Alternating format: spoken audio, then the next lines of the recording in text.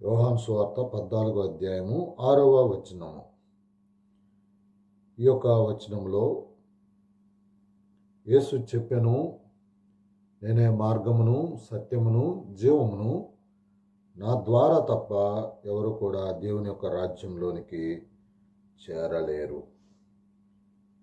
కాబట్టి లూకా సువార్త 2వ అధ్యాయము 11వ వచనంలో చెప్పిన మాట, దావీదు పట్టణమందు రక్షకుడు మీ కొరకై పుట్టి ఉన్నాడు, ఈయన ప్రభువైన క్రీస్తు. కాబట్టి ఈ యొక్క మాటలను మనం గమనించినట్లయితే, రక్షించటానికి యేసుక్రీస్తు భూమి మీదకు వచ్చాడు. రక్షించిన తర్వాత వారికి మార్గాన్ని, పరలోక రాజ్యానికి మార్గాన్ని చూపించటానికి యేసుక్రీస్తు భూమి మీదకు వచ్చాడు. కాబట్టి ఇప్పుడు దీనినే మనం ఏమని జ్ఞాపకం చేసుకుంటున్నామంటే, క్రిస్టమస్. కాబట్టి ఈ యొక్క పదం యొక్క అర్థం మనము గ్రహించవలసినటువంటి వారం. ఇంగ్లీష్లో దీన్ని క్రిస్టమస్ అంటే CHRISTMAS అంటారు. ఇక్కడ ఫస్ట్ లెటర్ సి ఏదాన్ని మనకు తెలియజేస్తుందంటే కాల్ చేయటం, అంటే పిలవటం. ఇది 1వ దశలోనికలకు రాసిన పత్రిక 2వ అధ్యాయం 11వ వచనంలో మనం చూసినట్లయితే, యేసుక్రీస్తు మానవులను పిలవటానికి భూమి మీదకు వచ్చాడు అని రాయబడ్డది. కాబట్టి క్రిస్టమస్లో ఫస్ట్ లెటర్ ఏదాన్ని జ్ఞాపకం చేస్తుంది అని అంటే కాలింగ్. ఎవరిని పిలిచాడు అంటే మానవులను దేవుడు పిలిచాడు. కాబట్టి మానవులను పిలవటానికి వచ్చినటువంటి వాడు ప్రభువైన క్రీస్తు. 2వ లెటర్ను మనం చూసినట్లయితే హీల్ అంటే స్వస్థత పొందించటం కొరకు, స్వస్థత అనుగ్రహించటం కొరకు యేసుక్రీస్తు భూమి మీదకు వచ్చాడు. ఎవరికి స్వస్థత అవసరం అనంటే, రోగి అయినటువంటి వాడికి స్వస్థత అవసరం. అందుకనే బైబిల్ గ్రంథంలో పాపులను పిలువ యేసుక్రీస్తు వచ్చెను అంటే, రోగం ఏమిటి అంటే ఇక్కడ పాపమే, అది ఒక రోగం. జ్వరం వస్తే ట్యాబ్లెట్ వేస్తాము, పాపానికి ట్యాబ్లెట్లు లేవు. ఒకే ఒక ట్యాబ్లెట్ ఏంటంటే ప్రభువైన క్రీస్తు. ఈ ట్యాబ్లెట్ వేస్తేనే పాప రోగ నివారణ జరుగుతుంది, ఇంకా ఏ ట్యాబ్లెట్ వల్ల కాదు. కాబట్టి లూకా సువార్త 4వ అధ్యాయం 18వ వచనంలో ఆయన మరి చేస్తూ వచ్చినటువంటి పని, వారిని బాగు చేసెను. కాబట్టి ఆయన మనలను బాగు చేయటం కొరకు భూమి మీదకు వచ్చాడు. బాధల్లో ఉన్నావా, బాగు చేసేది ఆయనే. శ్రమలో ఉన్నావా, బాగు చేసేది ఆయనే. ఇరుకు ఇబ్బందులో ఉన్నావా, అయితే బాగు చేసేది ఎవరంటే ఆయనే. నువ్వు ఆయన దగ్గరకు వస్తే బాగవుతావు తప్పించి అక్కడికో ఇక్కడికో వెళ్ళినంత మాత్రాన నీకు ఉపశమనం తప్పించి మరొకటి ఉండదు. దేవుడే మనలను బాగు చేయాలి, దేవుడే మనకు సహాయము చెయ్యాలి. ఇది మనము గ్రహించవలసినటువంటి వారం. తర్వాత మనకి రెడీమ్, విమోచన. మత్తయి సువార్త 20వ అధ్యాయము 28వ వచనంలో ఆయన విమోచకుడు అని రాయబడుతూ వచ్చింది. విమోచించడానికి భూమి మీదకు వచ్చాడు. యేసుక్రీస్తు ఎవరిని విమోచించాడంటే పాపులను విమోచించాడు. పాపంలో ఉన్నటువంటి వారిని విమోచించాడు. అనేక తప్పులు చేస్తూ ఉన్నారు, వారి తలంపుల ద్వారా, వారి ఆలోచనల ద్వారా. ఈ విధంగా మనము లోకపరమైనటువంటి పనులు, చెడ్డ పనులు, దేవునికి వ్యతిరేకమైనటువంటి పనులు మనం చేయటం ద్వారా దేవునికి దూరం అయిపోతూ వచ్చాం. కాబట్టి ఇలాంటి వారిని దేవుడు ఏం చేస్తూ వచ్చాడంటే ఆ దేవునికి వ్యతిరేకంగా ఉన్నటువంటి పనుల నుంచి విమోచించి దేవుని పని చేసేటట్లు, దేవుని మాటలు మాట్లాడేటట్టు దేవుడు మనలను మారుస్తూ వచ్చాడు.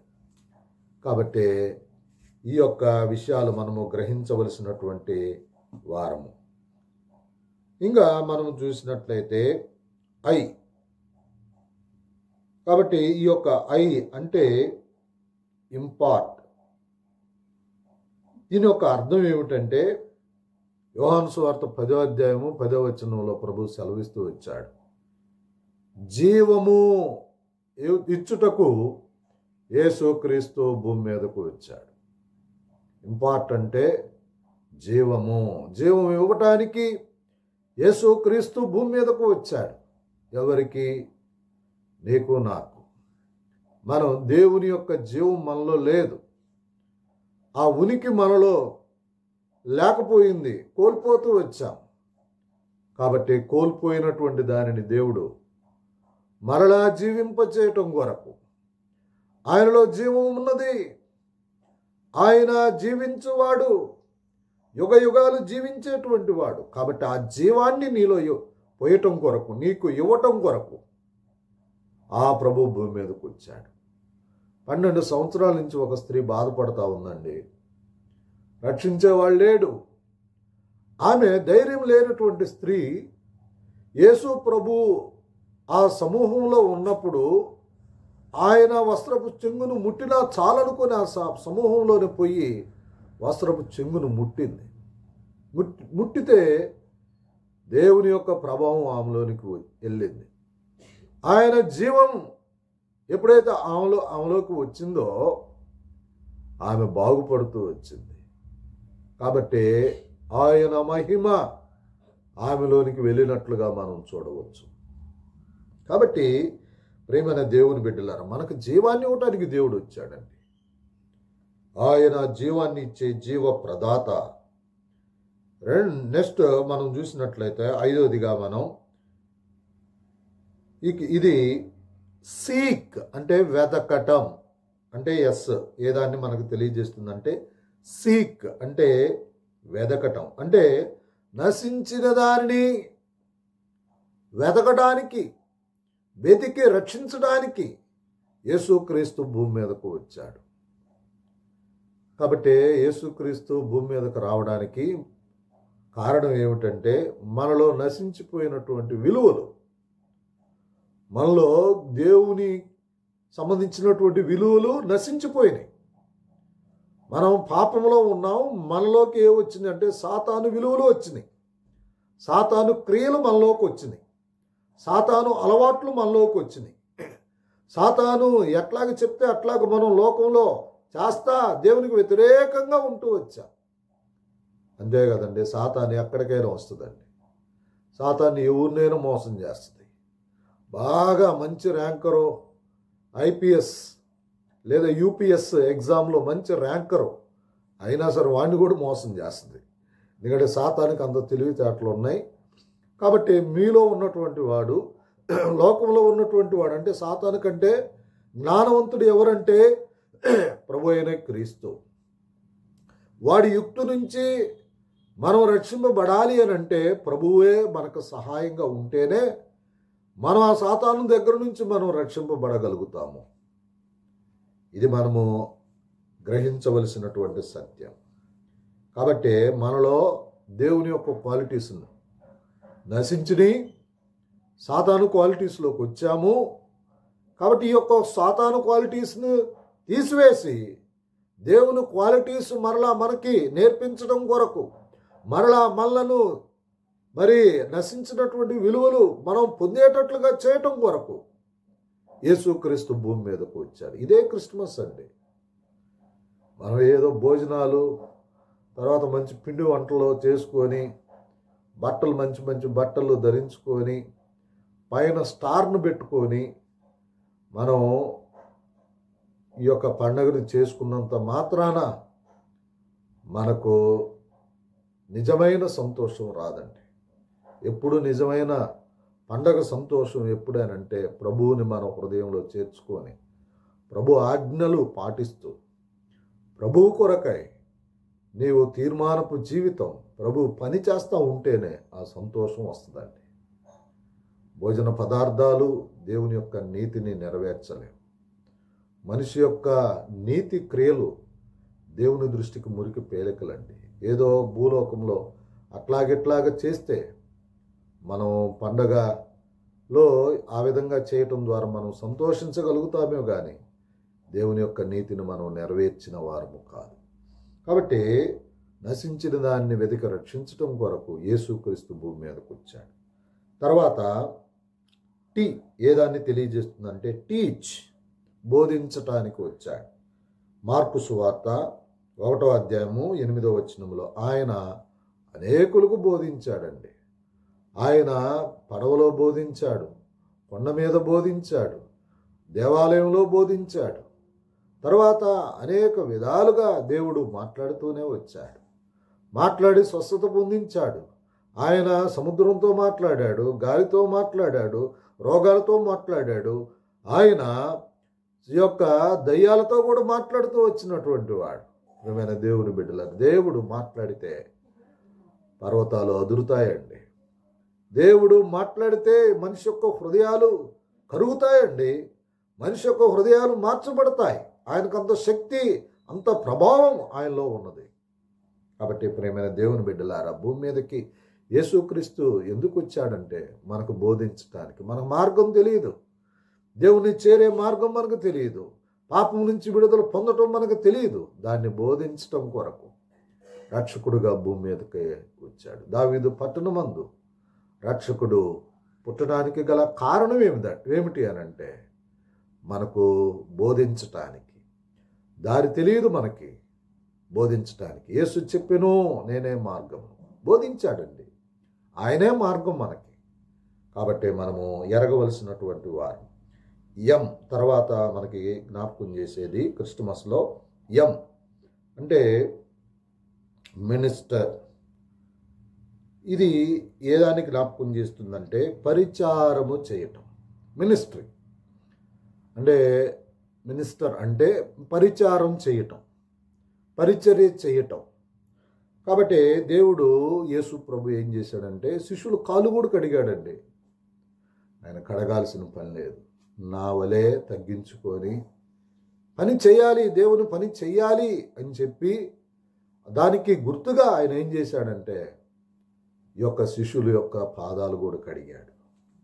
భూమి మీద ఎవరికి ఎవరు ఎక్కువ కాదండి.